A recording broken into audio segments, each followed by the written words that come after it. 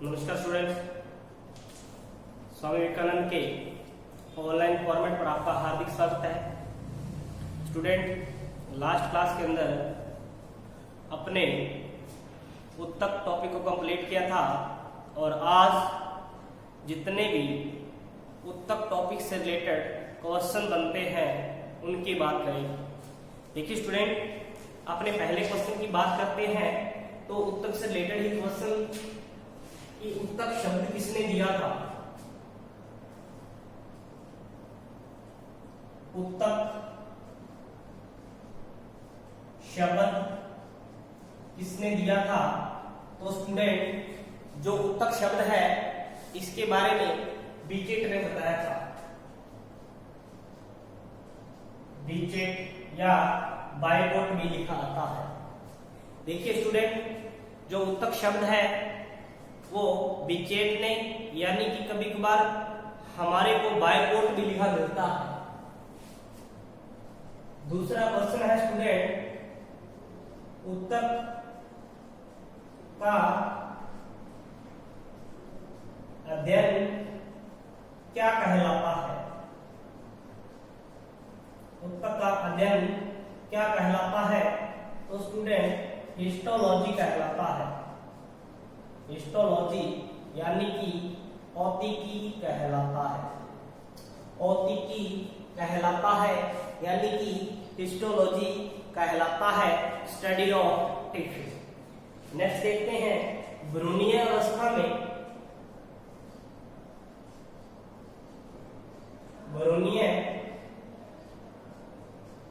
अवस्था में बनने वाला सर्वप्रथम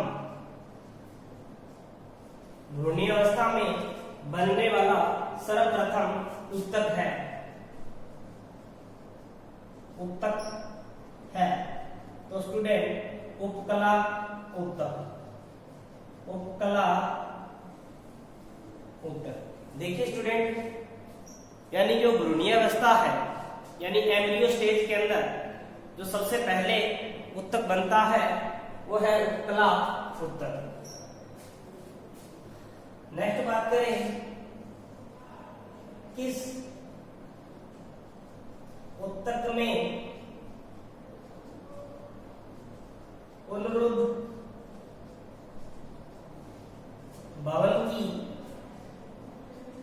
क्षमता अधिक या सर्वाधिक पाई जाती है? अधिक पाई जाती है तो स्टूडेंट वो है उपकला उत्तक। अगर ये पूछा जाए कि किस जीव के अंदर पाई जाती है पुनरुद्ध भवन की क्षमता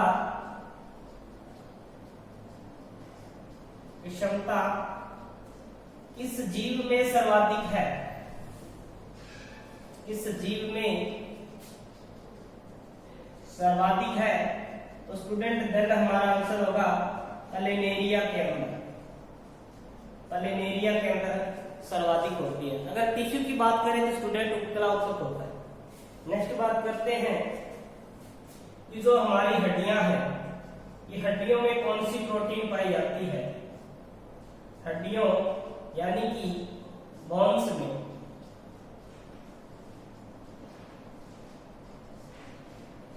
कौन सी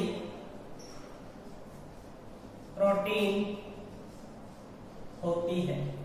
अगर हमारी हड्डियों की बात करें तो स्टूडेंट ओसिन प्रोटीन होती है। ओसिन प्रोटीन होती है। और हमारी हड्डियों के अंदर कैल्शियम तथा मैग्नीशियम, ये दोनों के दोनों तत्व होते हैं। ये तो स्टूडेंट बात थी अस्थियों की यानी कि हड्डियों की। अगर बात करें उपास्थि में, तो उपास्थि में जो प्रोटीन होती है स्टूडेंट उसको बोलते हैं कार्टिन। कार्टिन जो प्रोटीन है वो उपास्थि के अंदर पाई जाती है, जबकि अस्थि के अंदर ओसिन प्रोटीन पाई जाती है। नेक्स्ट क्वेश्चन की बात करें स्टूडेंट कि हड्डी को हड्डी से जोड़ने का कार्य कौन करता है? हड्डी को हड्डी से जोड़ने का कार्य कौन करता है? देखिए स्टूडेंट, हमारे शरीर के अंदर जो हड्डियां हैं उनको हड्डी से हड्डी तक जोड़ने का कार्य कौन करता है? यानी बोन्स को बोन्स से जोड़ने का जो कार्य है। तो आपको जो टॉपिक रहा था बताया था कि सिंपल सा आपको एक ध्यान रखना है, बल्ब बी से बोन्स और ले से लिगामेंट। लिगामेंट हड्डी को हड्डी से जोड़ने का कार्य करता है। लेकिन बात की जाए मसल्स की, यानी मांसपेशी को, मसल्स को बोन्स से जोड़ने का कार्य कौन करता है? तो स्टूडेंट हमारा आंसर होगा टेंडन। टेंडन यानी कंडारा, लिगामेंट यानी स्नायु और टेंडन यानी रंडा। देखिए स्टूडेंट, इंपॉर्टेंट क्वेश्चन है सभी के सभी कि उत्तक शब्द किसने दिया था? बीचेट ने दिया था। उत्तक का अध्ययन क्या कहलाता है? हिस्टोलॉजी कहलाता है। और भ्रूणीय अवस्था में बनने वाला सर्वप्रथम उत्तक कौन सा है? उपकला उत्तक है। अगर बात की जाए किस उत्तक में पुनरुद्भवन की क्षमता सर्वाधिक पाई जाती है? उपकला उत्तक के अंदर। और अगर स्टूडेंट ये पूछा जाता है कि किस जीव में पुनरुद्भवन की क्षमता सर्वाधिक है, तो स्टूडेंट हमारा आंसर होगा प्लेनेरिया। और हड्डियों में कौन सी प्रोटीन पाई जाती है? ओसिन। अगर बात की जाए उपास्थि के अंदर तो कार्डियन प्रोटीन पाई जाती है। हड्डी को हड्डी से जोड़ने का कार्य कौन करता है? तो स्टूडेंट लिगामेंट करते हैं। अगर मांसपेशी को हड्डी से जोड़ने का जो कार्य है वो टेंडन द्वारा होता है, यानी कि कंडारा द्वारा होता है।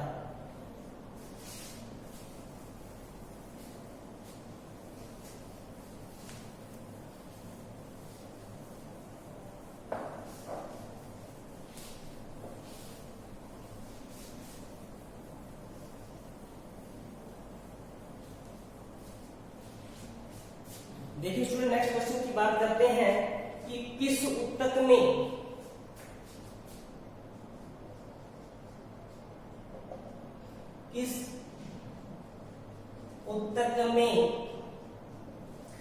लिमिटेड समय तक विभाजन होता है। यानी लिमिटेड टाइम, यानी एक टाइम तक होगा, उसके बाद में विभाजन रुक जाता है। तो स्टूडेंट स्थायी उत्तक के अंदर एक लिमिटेड टाइम तक विभाजन होता है, लेकिन मेरिस्टेम के अंदर लगातार विभाजन होता रहता है, यानी लाइफ टाइम चलता रहता है विभाजन। नेक्स्ट क्वेश्चन की बात करें, सबसे पहले बनने वाला स्थायी उत्तक है, सबसे पहले बनने वाला स्थायी उत्तक है, स्टूडेंट हमारा आंसर है मर्दोत्तक, यानी कि पैरेन्काइमा।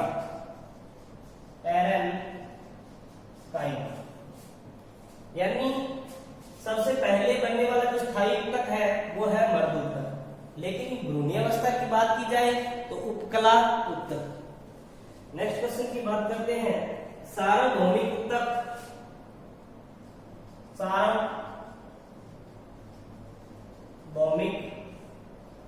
उत्तक किसे कहा जाता है? सार्वभौमिक का अर्थ क्या हुआ स्टूडेंट? जो हर एक प्लांट्स के अंदर पाया जाता है, तो वो है स्टूडेंट मर्दोत्तक, यानी कि पैरेन्काइमा। ये प्लांट्स के हर एक पार्ट के अंदर पाया जाता है। अगर अपने बात करें कि ऐसी कौन सी कोशिका है, यानी कौन सा कोशिकांग है, यानी सार्वभौमिक कोशिकांग किसे कहा जाता है? सार्वभौमिक कोशिकांग किसे कहा जाता है? इसे कहा जाता है, तो स्टूडेंट हमारा आंसर होगा राइबोसोम। यानी हर एक के अंदर राइबोसोम पाया जाता है। नेक्स्ट क्वेश्चन की बात करें, मर्दूतक किसके बने होते हैं? मर्दूतक किसके बने होते हैं? मर्दूतक स्टूडेंट सेलुलोज के बने होते हैं, सेलुलोज। नेक्स्ट क्वेश्चन की बात करें कि शेषवावस्था में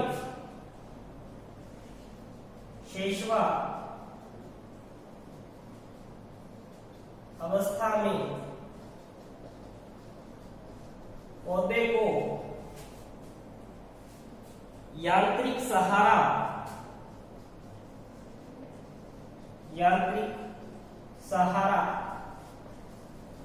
कौन प्रदान करता है? तो स्टूडेंट हमारा आंसर होगा स्थूल कणोत्तक। देखिए, जब प्लांट्स शेषवावस्था के अंदर होता है, जब आंधी वगैरह आती है तो वो यांत्रिक सहारा है वो स्थूल कणोत्तक देता है, जिसके कारण वो टूटते नहीं। नेक्स्ट क्वेश्चन की बात करें कि अमरूद,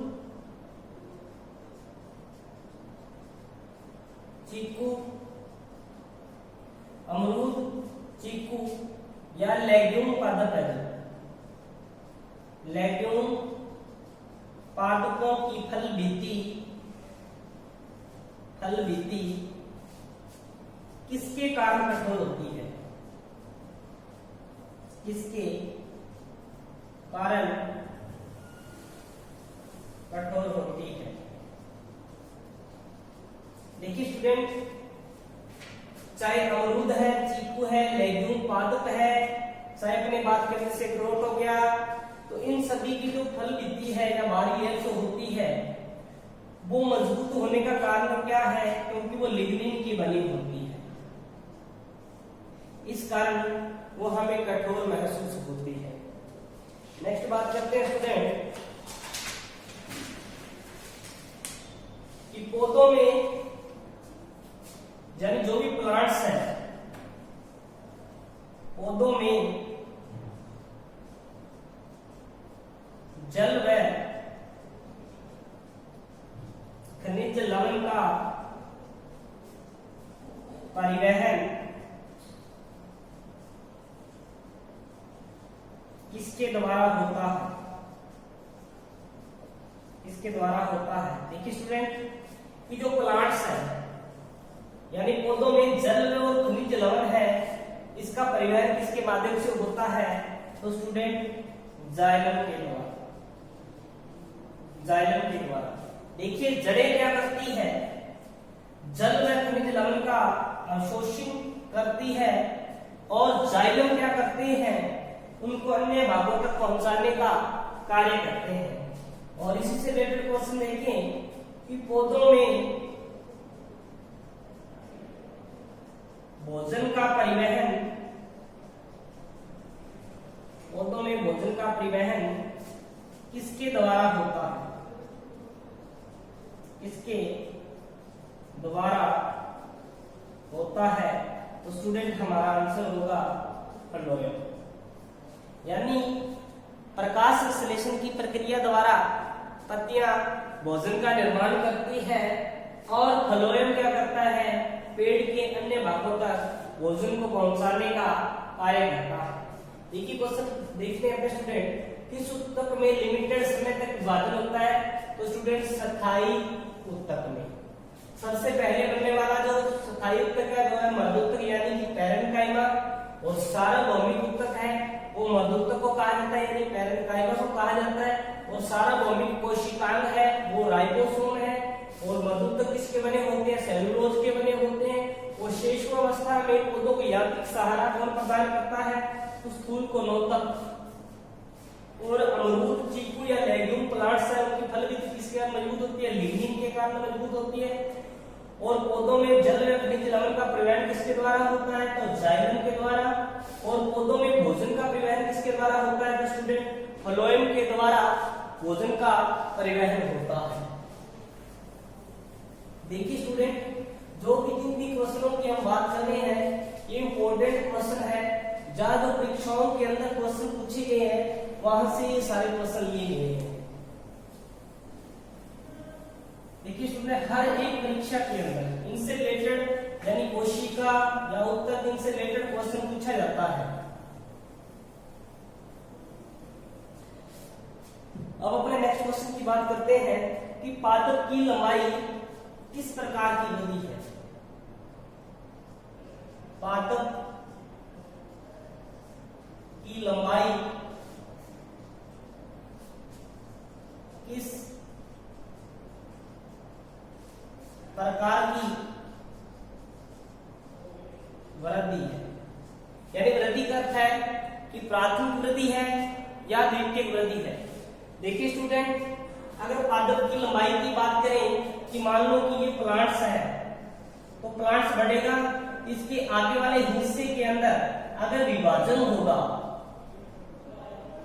तब जाकर इसकी वृद्धि होगी। यानी ये ऊपर वाला पार्ट है, इसको बोलते हैं एपिकल मेरिस्टेमेटिक, यानी शीर्षस्थ भाग होता है और इसके अंदर लगातार विभाजन होता है और इसको बोलते हैं स्टूडेंट, यानी किस प्रकार की वृद्धि है कि ये प्राथमिक वृद्धि होती है, प्राथमिक वृद्धि।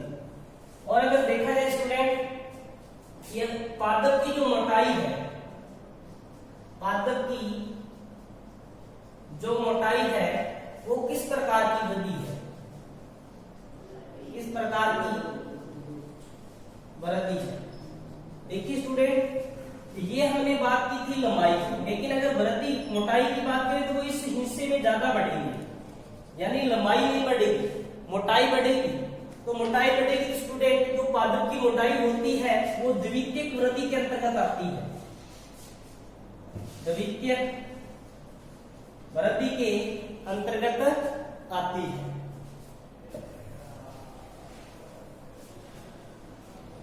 नेक्स्ट क्वेश्चन की बात करते हैं कि एक पौधे के तने में जमीन से 5 फीट की ऊंचाई पर एक कील लगा दी जाए तो 2 वर्ष बाद उस कील की जमीन से कितनी लंबाई होगी। देखिए स्टूडेंट, अभी अपने बात की थी कि जो वृद्धि होती है वो ऊपर वाले हिस्से के अंदर होती है, लेकिन जो तने वाला पार्ट है, मान लो ये ऊपर वाला पार्ट है लेकिन ये तना है, इसका स्टेम है, अगर यहाँ पे कोई कील लगाई हुई है तो इसकी मोटाई बढ़ सकती है इस वाले हिस्से की, क्योंकि ये स्टेम है यानी तना है, लेकिन इससे वृद्धि नहीं होगी। अगर अपने इस क्वेश्चन की बात करें कि पौधे के तने में जमीन से 5 फीट की ऊंचाई पे कील लगा दी जाए तो 2 वर्ष बाद उस कील की जमीन से कितनी लंबाई होगी, यानी ऊंचाई होगी, सेम ही है, कितनी ऊंचाई होगी वो स्टूडेंट सेम ही रहेगी, यानी 5 फीट ही रहेगी, क्योंकि इसमें लंबाई बढ़ेगी, मोटाई पर कोई प्रभाव नहीं पड़ेगा। नेक्स्ट क्वेश्चन की बात करें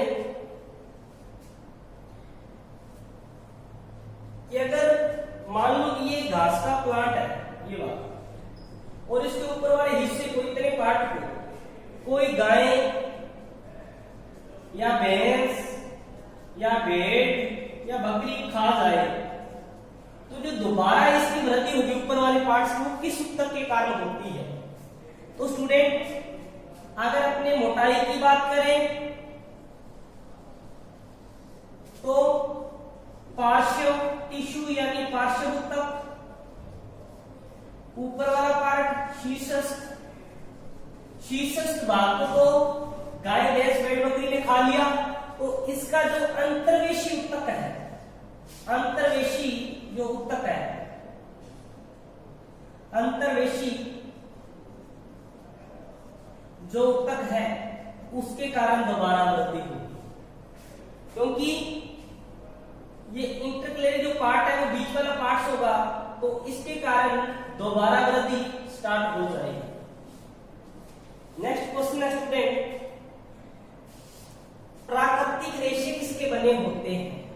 प्राकृतिक रेशे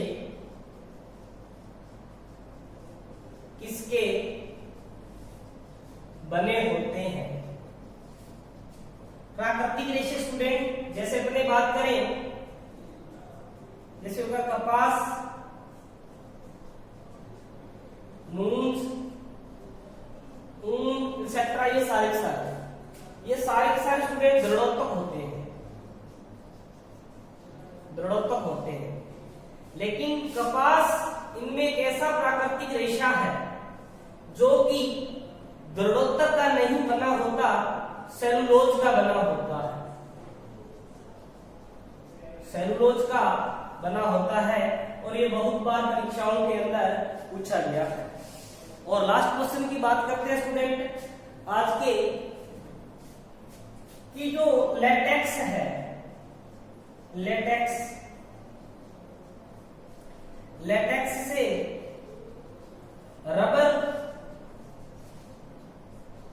बनने की प्रक्रिया क्या कहलाती है? क्या कहलाती है?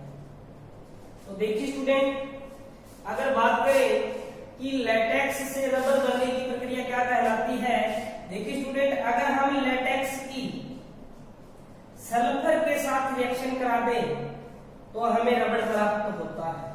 लेकिन इस क्रिया को कहते क्या है? ये मोस्ट इंपोर्टेंट क्वेश्चन है, वल्कनीकरण कहते हैं, वल्कनीकरण कहते हैं। तो देखिए स्टूडेंट, आज हमने टिश्यू से रिलेटेड जितने भी इंपॉर्टेंट क्वेश्चन थे उनकी बात की। और थैंक्स स्टूडेंट, मिलते हैं नेक्स्ट क्लास में।